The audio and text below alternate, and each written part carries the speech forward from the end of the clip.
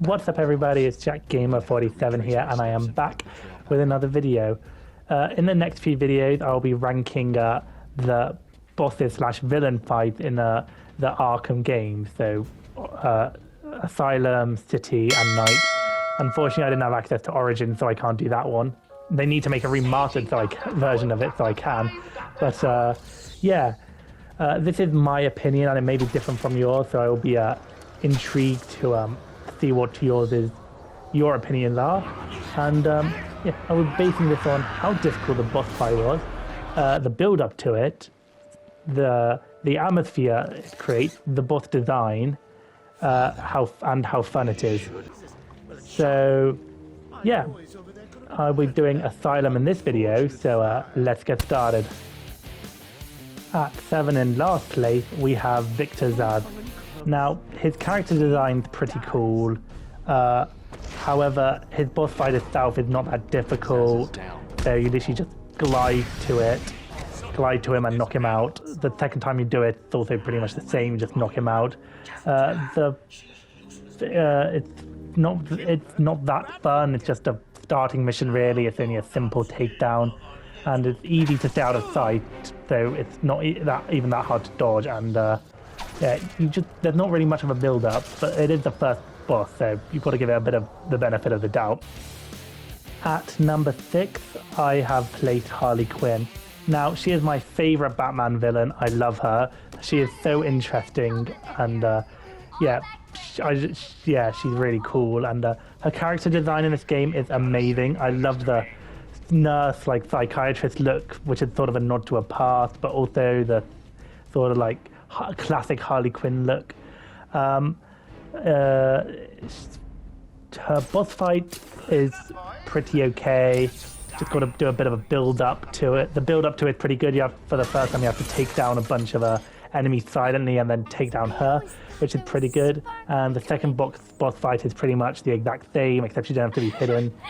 You have to chase her around pretty much whilst fighting bunches of her goons, Joker's bodyguard, butlers, henchmen, whatever they call them. And the main fight's pretty cool because you have to keep switching platforms so you don't get electrocuted, but if enemy are trapped on it, they also get electrocuted, making it easier. However, like a lot of the time, she suffers with all three games, she does suffer a bit with her actual boss fight herself. Apart from once in the Arkham City DLC, every time you fight her, it's literally just a simple takedown, which is a bit disappointing because she's such a great character and she could have so much potential with boss fights, but unfortunately she gets taken down, mostly in cutscenes as well, I find, and you don't even have to try that hard to do it. So that puts her down a bit, which is a bit annoying, sadly, because all of the other stuff leading up to it is really good. But yeah, it's just disappointing that she doesn't really have any actual fights herself, apart from in the DLC of Arkham City. So, but she is my favourite villain as well, so it's a bit sad she's this low. At number 5 we have Pamela Isley, I think that's her full name, or Poison Ivy. Again, I really love her design in this. She looks fabulous. She's slaying with that outfit. I love the fact that you've given her the green skin because when she combined with the plant, some of her blood got turned into chlorophyll or something. Yeah, she looks great, and which is positive. The greenhouse is pretty fun to navigate around, kind of. It's a bit annoying, really. But the greenhouse looks great. It's very fitting, very detailed. Suits her perfectly, because she controls plants. However, her boss fight, in my opinion, is very, very annoying. And I don't know about other people, but personally, I find it one of the most difficult to actually do. Because you've got to fight security guards, which she's hypnotized, dodge her plant shots, dodge the vine things, roots which come out of the ground. You've got to do it twice because she's got 2 house bars, and also once you defeat her, you then have to spray her with the explosive gel. I have to say, which is a bit annoying. I think it's one of the more. It's quite a long fight, and like I said, I find it a bit annoying and frustrating. But at least you actually fight her, unlike Harley Quinn, and that's why she gets a bit higher. Although the end of it's really cool because she smashes the greenhouse. Fortunate, very fortunate, because that's what you have to move. That's how you get into the next leave. And yeah, she just disappears into oblivion, never to be seen again. Well, until Arkham City. But yeah, that's all I have to say.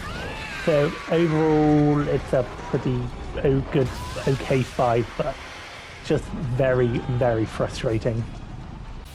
At number 4, we have the main man himself, Joker. Now, his character design and his Titan design is amazing. It looks really cool, very intimidating, very scary, and yeah, for a conclusive boss fight, it's really fun and actually pretty good.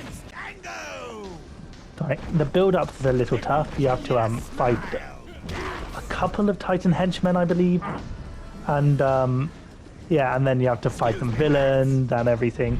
So it gets a bit frustrating, but then you transfer onto the roof where somehow, I don't know when they did this, they set up a arena for you to fight. Quite fortunate.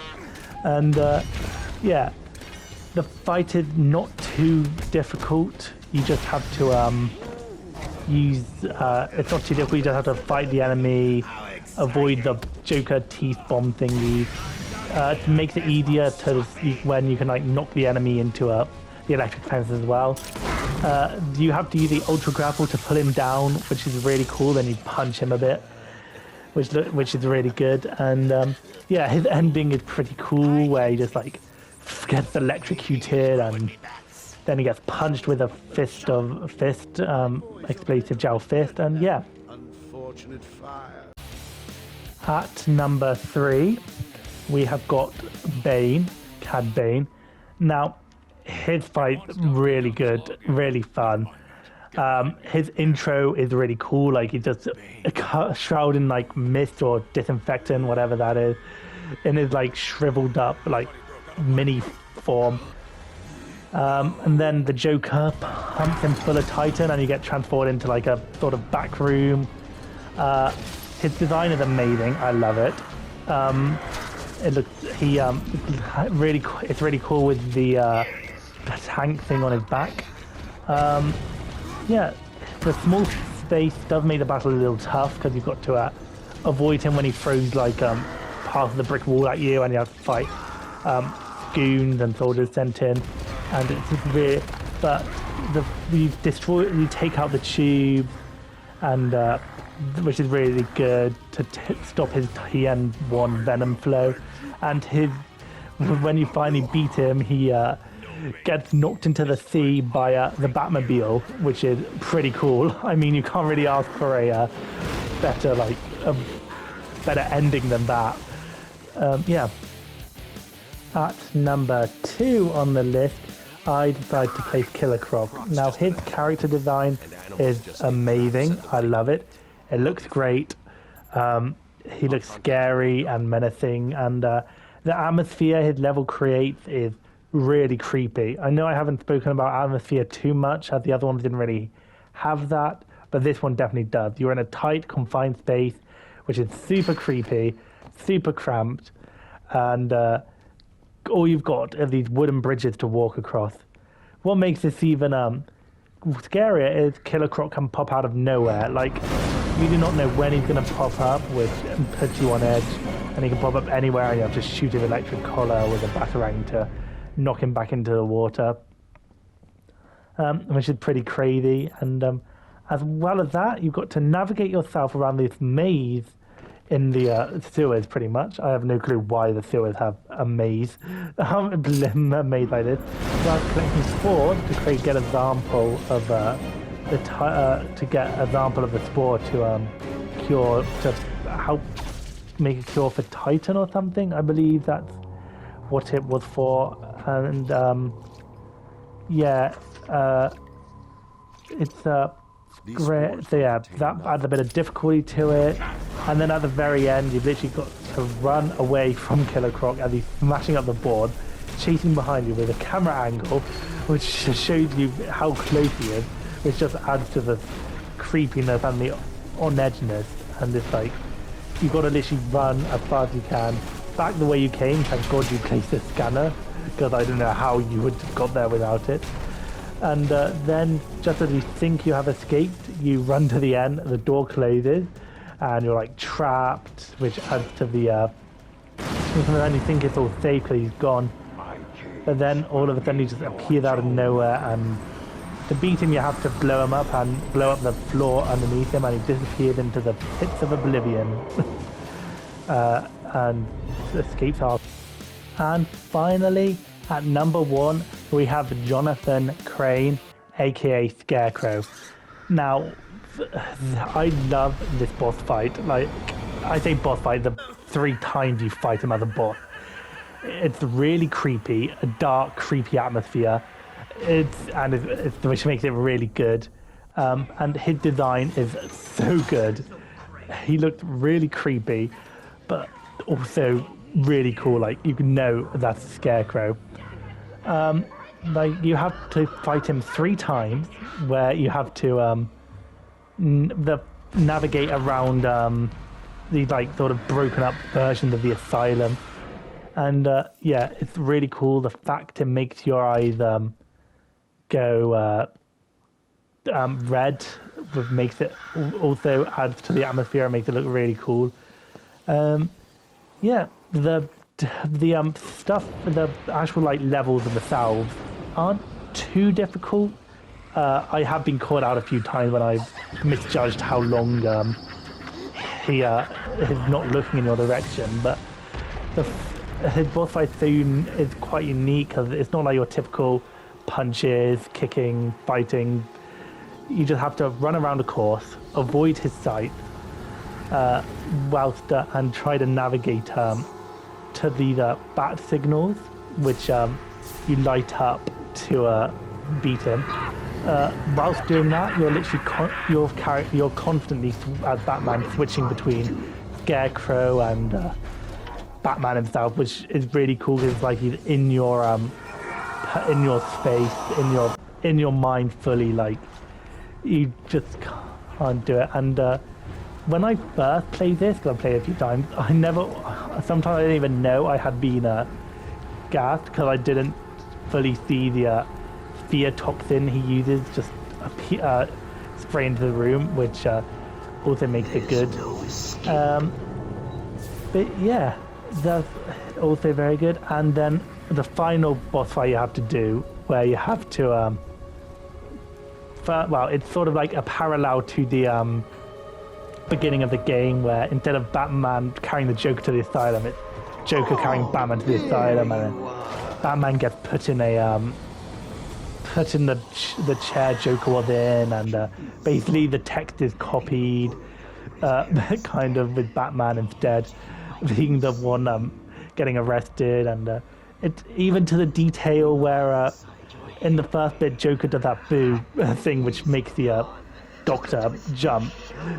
Scarecrow does the exact same thing when Batman screams at him. And yeah, at the very end of that, before you start the final bit, you have there's an option to press triangle, or if you're on PlayStation, to avoid the shot. However, you actually can't. I thought I could for the first time when I first did it. Another first was when you got into the final boss fight and the game glitched, did that weird thing with the screen. I thought my game had actually glitched, so I almost like rebooted the game. But yeah, you can't avoid the shot, and then you get transported into the final bit where he injects. You have to shine 3 lights on him to beat him. And yeah, it's one of my favorite boss fights. I love it. It's pretty fun, quite scary, but yeah, it's a very good conclusion. However, I kind of do feel bad for him because you end up in the sewers and Killer Croc grabs him and drags him under. But yeah, it's quite scary, and but it's so good, and that's why I placed it up first. Yeah, so I hope you guys enjoyed. That is my ranking of the Batman Arkham Asylum bosses. Now, it's a really great game considering it came out in 2007. It's really good, and I love it, and it's really good, and all the designs are good, the story's good. Yeah. Yeah, it's not my favorite Arkham game out of the 3 I've played, but it's still pretty good.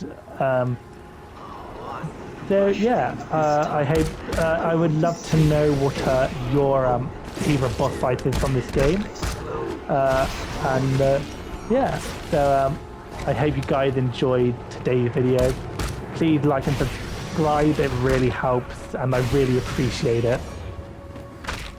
And even I appreciate views as well. So, yeah, yeah. I hope you enjoy the rest of your day, night, whatever time it is, whenever you watch this. And yeah, I'll see you next time. Bye.